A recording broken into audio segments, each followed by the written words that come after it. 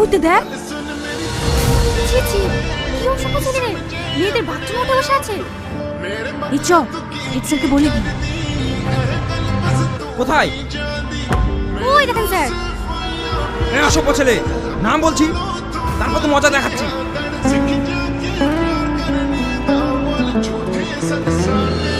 এ তোর বাপ নাম শিগগিরি। আমি কেন নামবো? তুই নামবি নি? এই সিকিউরিটি, যা ওকে ধরে নিয়ে এসো।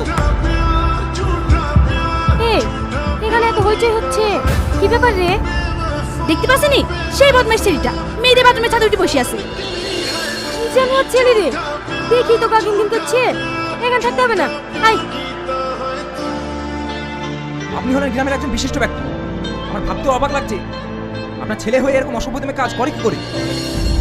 কেন স্যার, আমার ছেলে কি করেছে? আপনার ছেলে মেয়েদের বাথরুমের ছাদে উঠে? থাক স্যার, আর বলতে হবে না, আমি সব বুঝতে পেরেছি। ছি, তুই এত নিচে নেমে গেছি, সবার সামনে আমার মাথা হেড করে দিলি। আমার মান সম্মানের কথা একটু ভাবলি না?